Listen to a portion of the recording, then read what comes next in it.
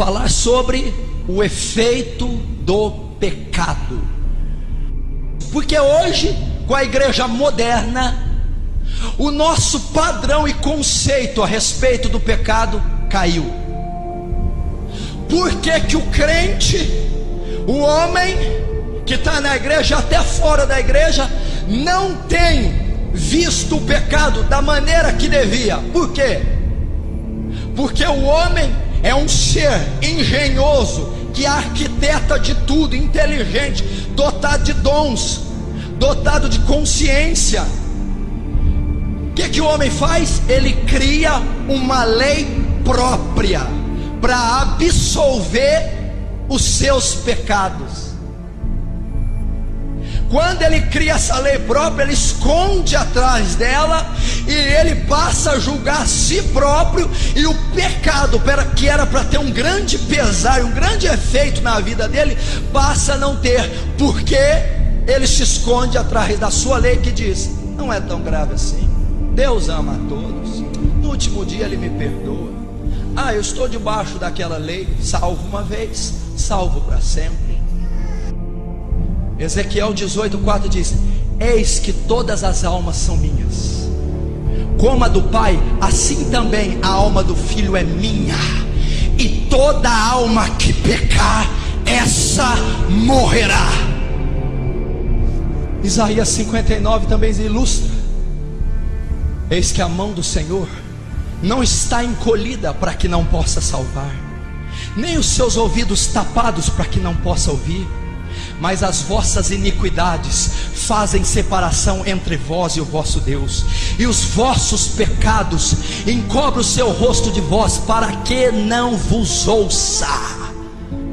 Não está encolhido. Ele quer abençoar, Ele quer salvar, Ele quer ouvir oração, mas o pecado é uma barreira direta e instantânea contra Deus. Não adianta. A Bíblia diz que Deus é santo, é perfeito e é imaculado. Deus não compactua com o pecado jamais. Não há uma exceção para o pecado na Bíblia. Ele diz: os seus pecados fazem separação entre mim e vós, e ponto final. Você sabe qual que é o alimento do diabo? Você sabe quais são as colunas do inferno? O que sustenta o inferno?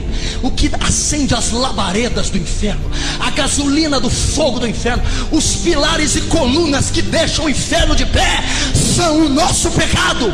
É o pecado que dá legalidade para Satanás agir. Estão banalizando a palavra pecado, estão banalizando o sentido do poder do pecado. Sabe o que está acontecendo na igreja moderna? Sabe o que está acontecendo nesses templos recheados de gente?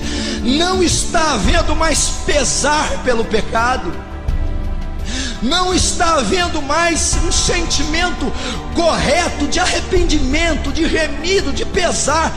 Quando nós pecamos, nós estamos nos acomodando ao nosso próprio pecado. Isso está totalmente errado. Isso não pode. Sabe por que o pecado está banalizado? Sabe por que não se tem temor mais em xingar, em mentir, em adulterar, em cobiçar, ou em viver em qualquer estilo de vida? Porque é assim que o cristão está vivendo.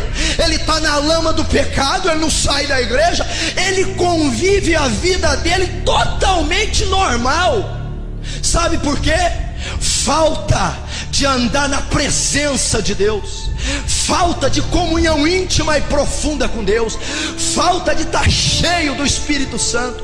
E uma pessoa que não tem pesar pelo pecado, não tem temor, ela não está cheia do Espírito Santo.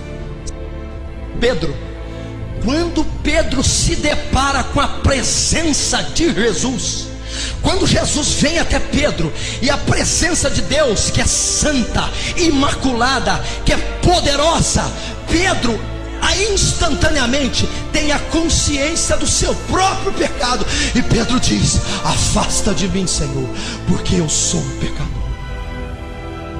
A presença de Deus traz pesar pelo nosso pecado. A presença de Deus nos reflete quem nós somos. A presença de Deus traz temor, arrependimento. Então essa geração não tem andado com Deus, não tem estado cheia do Espírito Santo. O pecado é muito sério, igreja. O pecado é sério demais. Pessoas que estão me assistindo ou que até estão aqui podem querer combater. Eu já estou salvo e lavado pelo sangue de Jesus. Você acha que você deve ver o pecado igual você está vendo? Escondendo? Você acha que o pecado pode estar oculto como está? Você acha que o pecado pode estar, se você está dormindo do lado dele? O escritor de Hebreus, no capítulo 12, no versículo 4, ele ilustra muito bem qual é a nossa atitude para com o pecado. Hebreus 12:4 diz: ainda não resististes até o sangue, combatendo contra o pecado. Ele está dizendo: sabe por que a igreja não tem vitória? Sabe por que o crente está fraco? Não resiste até o sangue, no combate árduo, direto contra o seu próprio pecado. É assim que o pecado deve ser visto. É um combate até o sangue, porque o pecado é o poder destruidor do homem. O pecado tem um poder destruidor que você não tem nem ideia. Meu filho, se você soubesse o poder do pecado, quando Deus fez a terra era perfeita, não havia nada imperfeito na terra. Quando o pecado entrou, desorganizou o sistema da criação inteiro, desde as galáxias até um homem, um animal e um inseto. Tamanho é o poder e a eficácia que o pecado tem nessa terra. Meu filho, ninguém tem poder de te destruir. Satanás não pode, nunca vai te destruir.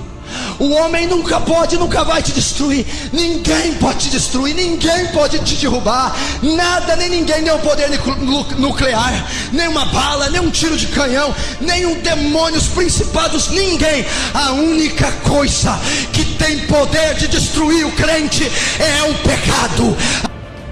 A Bíblia diz, escuta o que Jesus, agora é Jesus que diz: se o teu olho faz pecar, arranca-o. É melhor entrar no céu sem um olho do que ir com os dois para o inferno. Se a tua mão te faz pecar, corta-a. É melhor subir no céu maneta do que com as duas mãos descer ao inferno. Deus manda cortar, decepar, extirpar, eliminar, consumir da sua vida aquilo que gera pecado, porque o salário do pecado é a morte. Quantos vão receber esse salário no final da vida? É o salário, é o prêmio, é a contribuição que receberá quem vive no pecado.